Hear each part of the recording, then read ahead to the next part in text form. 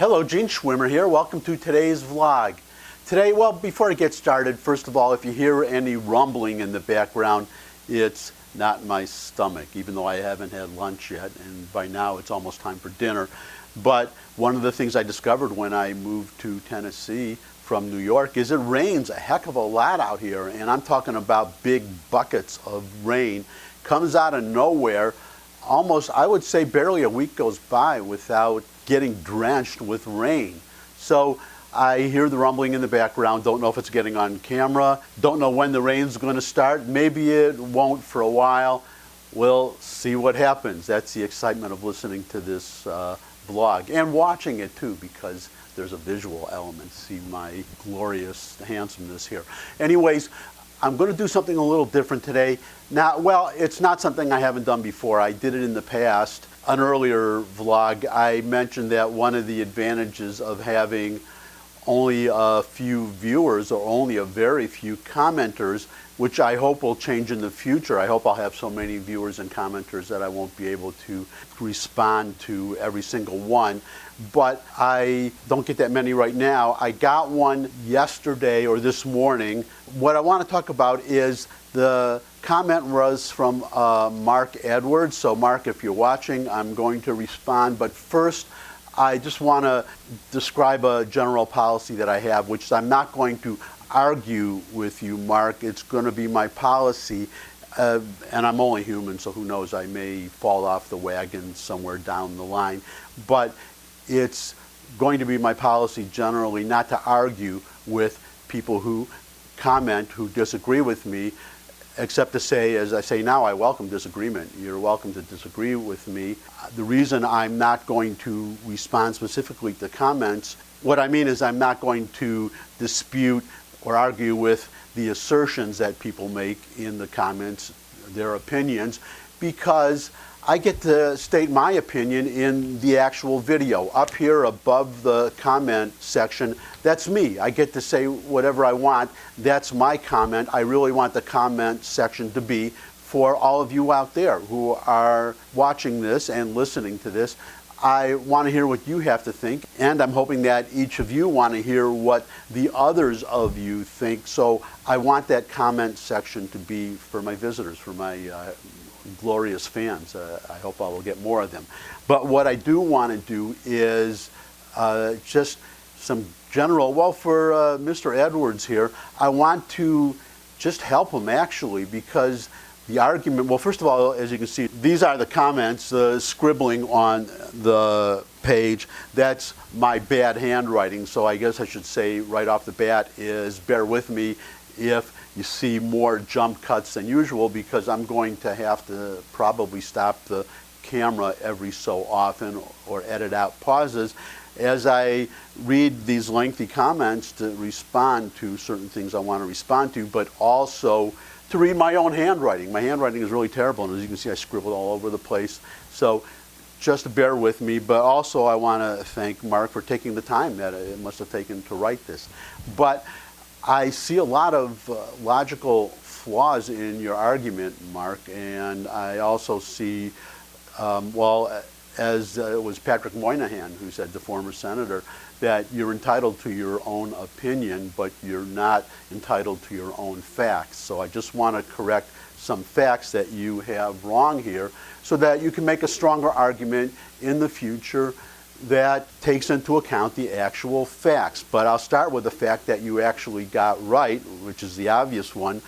You say you number your points. There are, how many of them here? It looks like you have 3 points here, long, lengthy points, but it's number 3. You start out with, well, before I get to the point, I would also mention your very first sentence, wow, exclamation point, this is wonderful. Mostly people who are stupid keep a low profile, but occasionally a really stupid person will stand on a platform and shout out their stupidity.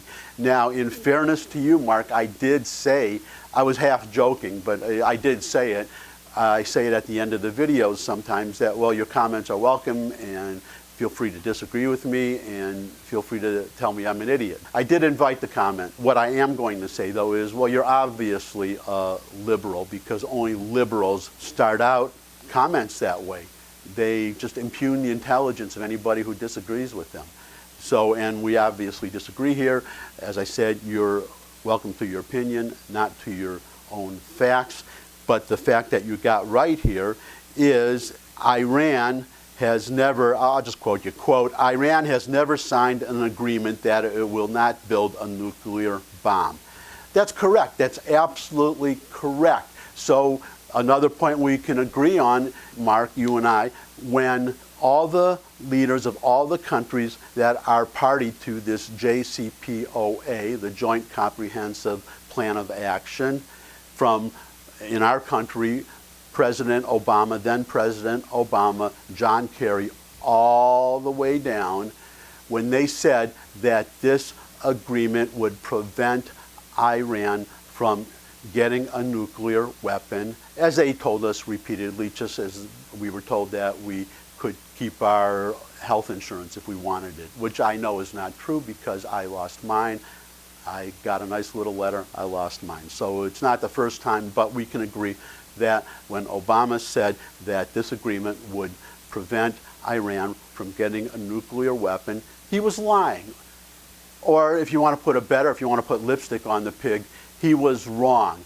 When Benjamin Netanyahu went before both houses of Congress and said that this agreement not only does not prevent Iran from getting a nuclear weapon, it paves the way for them to get a nuclear weapon, he was right. And Trump, when he said that this deal allows the Iranians to get a weapon, he was right, he is right. That's the problem, that these leaders to this day, they will not admit that. All this agreement does is delay Iran from getting a bomb. As you yourself say, they're allowed to get a bomb under this agreement.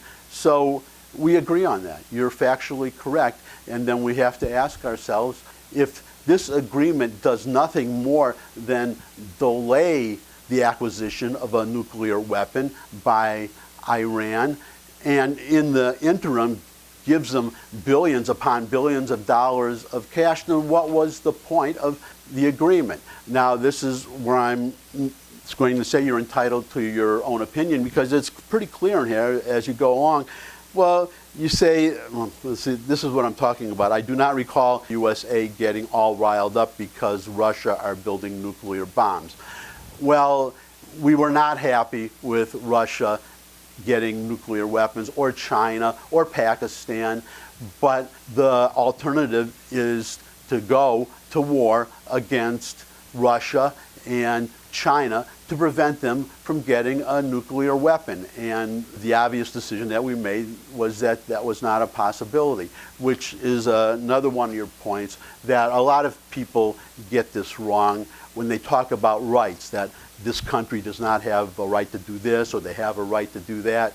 Rights belong to individuals.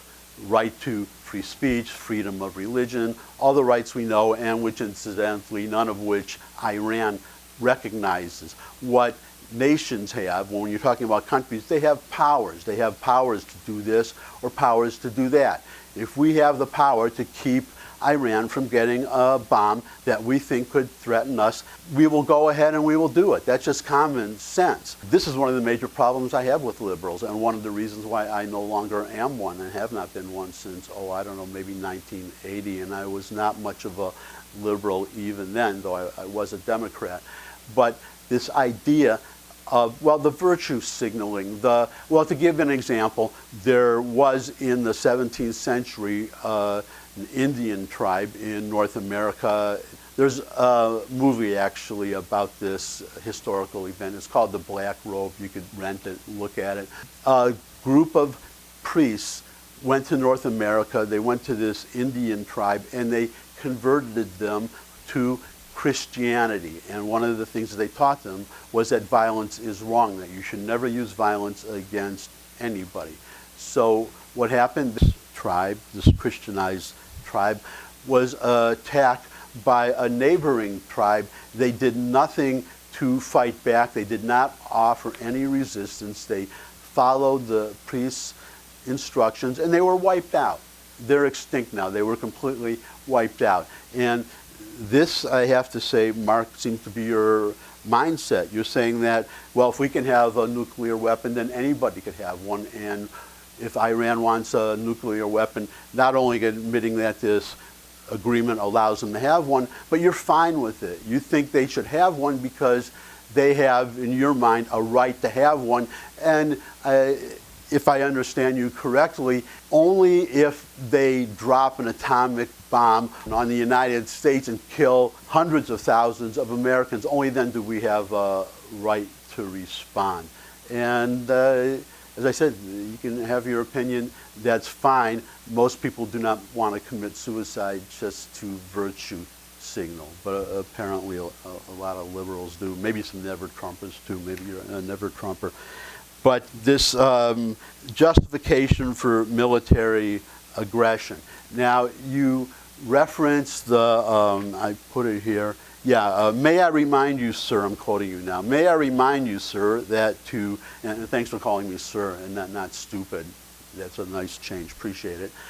May I remind you, sir, that to make or plan aggressive war with another sovereign state is the #1 crime under the Charter of the United Nations, which was formulated after the events that started World War II.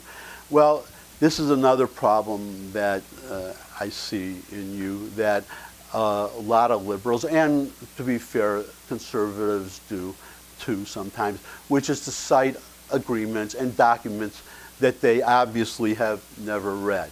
I read the Charter of the United Nations, the whole thing. It's on the internet. That's the other thing these days. You don't have to go to the library to do research. You can go on Google and within seconds pull up any document, the text of just about any document that's been recorded anywhere. If you actually read the UN Charter, you'll see that the only part of that charter that talks about the use of force is Chapter 7, Articles 39 to 51. None of those articles say what you say it does. Nothing says anything about planning aggressive war with another sovereign state being a crime at all, let alone a #1 crime. It's just not in that document. Clearly you haven't read it. So my advice is for you to read it. Just as I advise people who accuse Israel of violating the Geneva Conventions to actually read them, because they're not.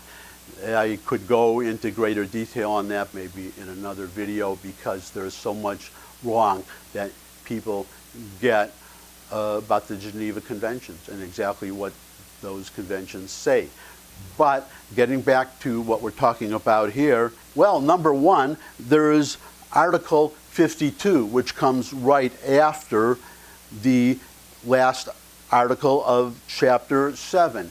It says specifically that nothing in this charter forbids a country to defend itself from another country. And by the way, self-defense includes preemption. You are allowed to, or a country is allowed to attack another country if they have reason to believe that country is going to attack them. An obvious example would be the 67 Six-Day War between Israel and several neighboring Arab countries. It was clear that the Arabs were massing on the border. It was clear they were going to attack. Israel attacked first. They are allowed to do that. The reason they're allowed to do that is by custom. This is nowhere in the United Nations Charter. Now, there is a gentleman who did. It's a gentleman named Ahrens. It's an analysis of the UN Charter and what it says about war, and in this case, preemptive war, and that it's a matter of custom. So we're not just talking about a country responding to an attack by another country, but a country fearing an attack by another country and attacking that country first.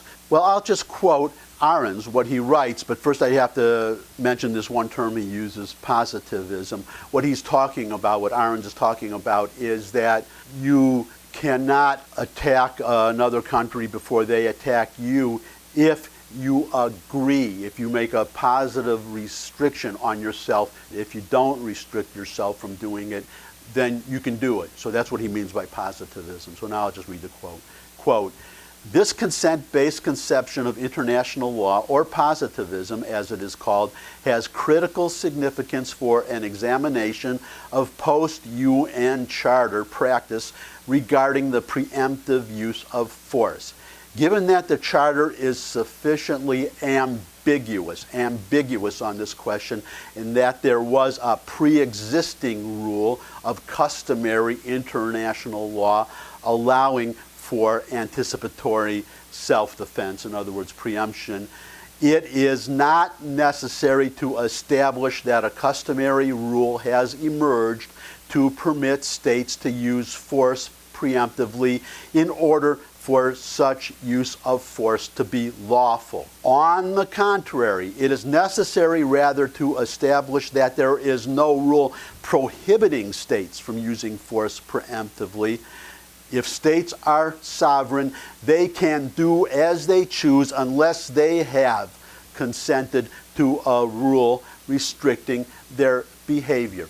So it is perfectly lawful under international law and the UN Charter for the United States to attack Iran or anybody that they believe is threatening them. That is international law.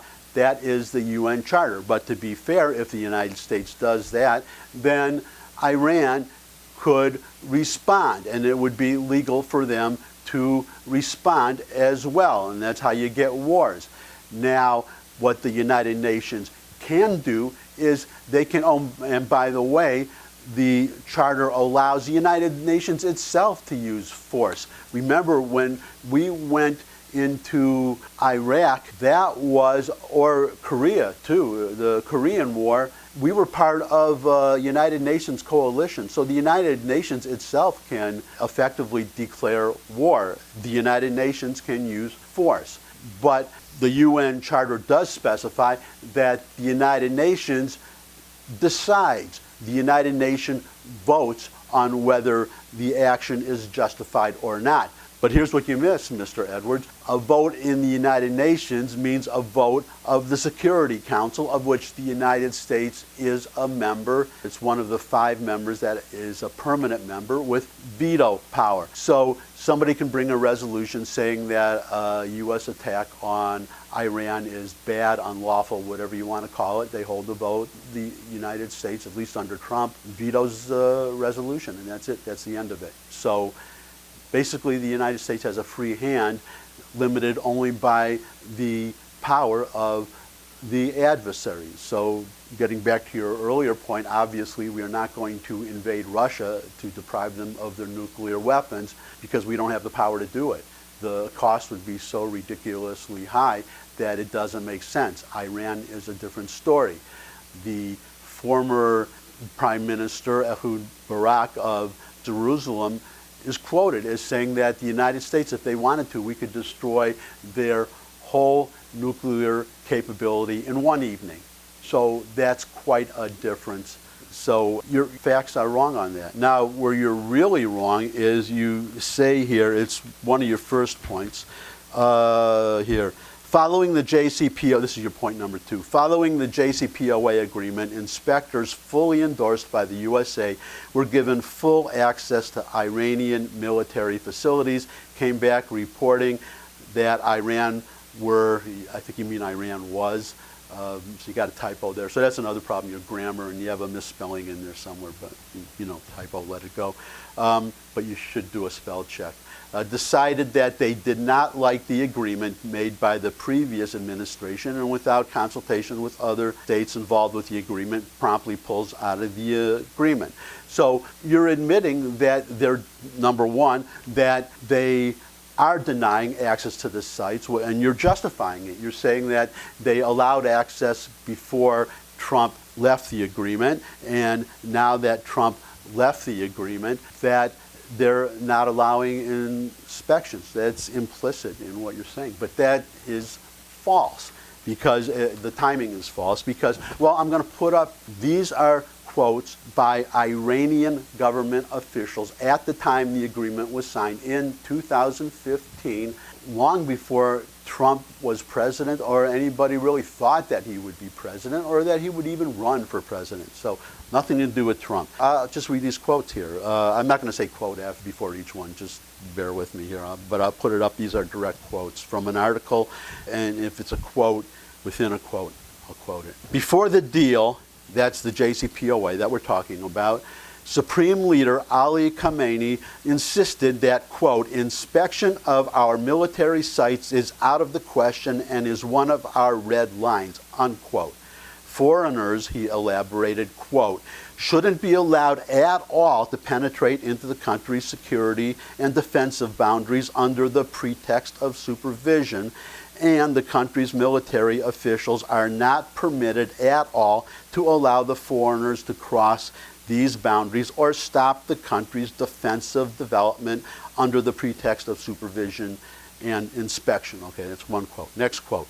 While he, and that means Khamenei, while he has remained silent about access since the deal was signed, his proxies have not. On the day the deal was finalized, according to Iran's Fars news service, the spokesman for Iran's Atomic Energy Organization, Behrouz Kamalvandi, said, quote, in the inked roadmap, no permission has been issued for the IAEA's access to any military centers and the nuclear scientists. That's the other thing. They aren't allowing us to, or the IAEA, to question Iran's nuclear scientists. So that's another thing that they're not allowing anybody to do. Getting back to the quote here, we have explicitly announced our positions in this regard during the past negotiations. Okay, another quote. The Supreme Leader's representative to the Islamic Revolution Guards Corps, Ali Saidi, insisted publicly last month that, quote, the enemy is not allowed to step into Iran's strategic missile zone. The enemy is not allowed to enter our strategic depth. That's a quote at the time of the agreement. When he says last month, he means sometime around when the agreement was signed. It's not now when Trump is president. And then going back again, this is not this July, it's July then, the year the agreement was signed.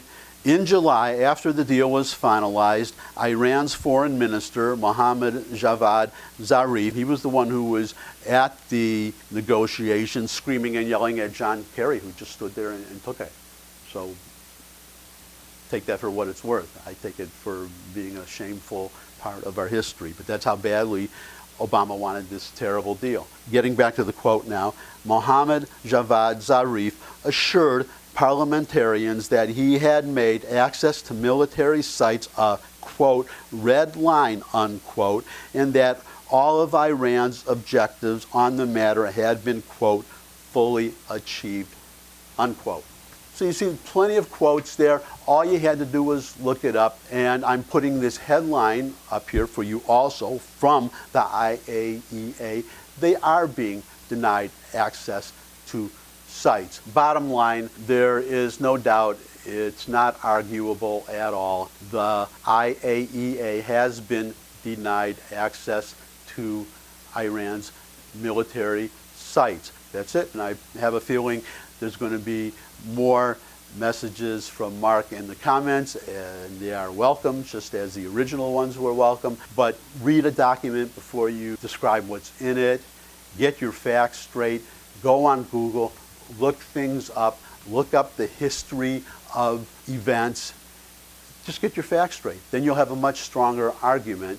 That's it. I hope the rest of you who are watching this weren't too bored with it, but I did want to make this point to actually help other people make arguments, to make better arguments, because there's so much emotion in these days. He starts off by calling me stupid. That's not really a feature of calm, reasoned argument. And you'll notice I did not call him stupid. And I don't think he is. That's one reason I didn't. I just think he's wrong. But I also think that he needs to do more research to make his argument stronger. I hope everybody will do that. But Mark, you may comment. Again, you're welcome. I probably won't respond any further because I don't want to bore the audience any more than I probably already have, but I did feel I needed to comment just because red flags went up. I think I say respectfully that you have an emotional reaction to Donald Trump, like a lot of people have, and it's causing you to make these emotional arguments. So long everybody. Thumbs up if you like the video. If you think somebody would benefit from it, then pass it along. And as Mark did, if you have any comments you want to make, put them in the comments section, either to me or to Mark, and agreeing with him or disagreeing with him. If you have a Twitter feed, then you could tweet out my URLs to your followers, invite them to retweet, and finally you can subscribe, and you will know when I post the next video. That's it. Hope everybody had a great 4th of July. Bye.